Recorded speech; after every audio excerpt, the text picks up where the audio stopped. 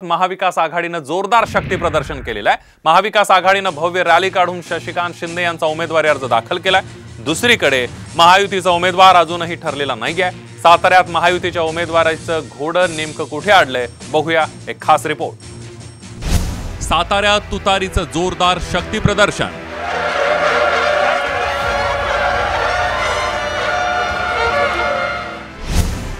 शरद पवारांच्या उपस्थितीत शशिकांत शिंदेंचा उमेदवारी अर्ज दाखल। साताऱ्यात महायुतीचा उमेदवार कधी ठरणार? साताऱ्यामध्ये महाविकास आघाडीने जोरदार शक्ती प्रदर्शन करत शशिकांत शिंदेंचा उमेदवारी अर्ज दाखल केला। शरद पवारांच्या उपस्थितीत महाविकास आघाडीने साताऱ्यात भव्य रॅली काढली आहे।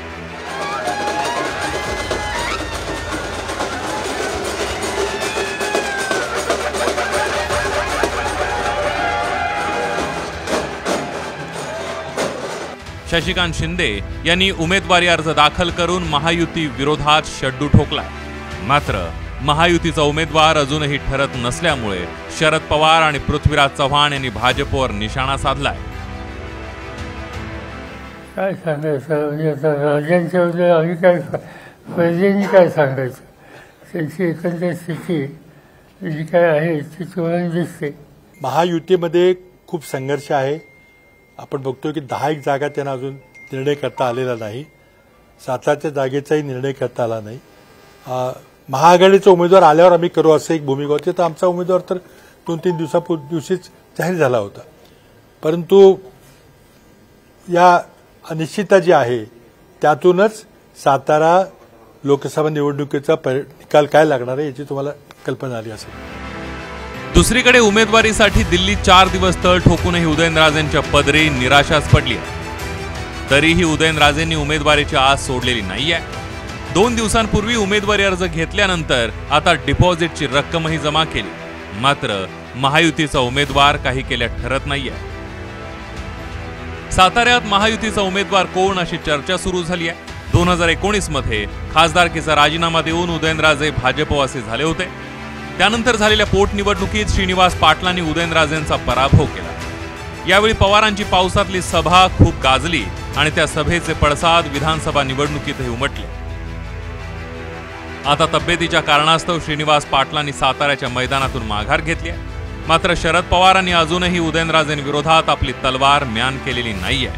म्हणूनच उदयनराजेंना उमेदवारी देण्याचा निर्णय घेणं भाजपसाठी अवघड झालंय। शशिकांत शिंदेंनी उमेदवारी अर्ज दाखल केल्यानंतर भाजपा नेते नरेंद्र पाटील यांनी पहिला वार केला। तुतारीचा उमेदवार मुंबई बाजार समितीच्या मुतारीमध्ये घोटाळा करत असल्याचं नरेंद्र पाटील म्हणाले। सातारा जिल्ह्याचा तुतारीचा उमेदवार हा मुंबई कृषी उत्पन्न बाजार समितीमध्ये मुतारीमध्ये घोटाळा करतो हे खूप लांछन पद्धत आहे। खूप वाईट वाटतं आणि अशा व्यक्तीला उमेदवारी मिळते तर मग पवार साहेबांना आम्ही काही बोलू शकत नाही। मी त्यांच्याबद्दल बोलणार नाही। मी अण्णासाहेब पाटलांचा शिवराव पाटलांचा कार्यकर्ता आहे। माथाडी कामगार त्यांना उत्तर देतील। त्यांना सत्तेवर बसवताना मी सहकार्य केलेलं आहे। त्या अण्णासाहेबांचे चिरंजीव आहे। मी त्यांचा आदर ठेवेल।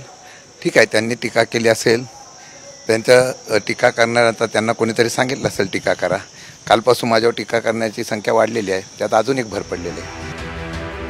शशिकांत शिंदे यांनीही नरेंद्र पाटलांच्या टीकेला उत्तर देणं तुर्तास तरी टाळलं असलं तरी आगामी काळात साताऱ्याचं मैदान चांगलंच गाजणार।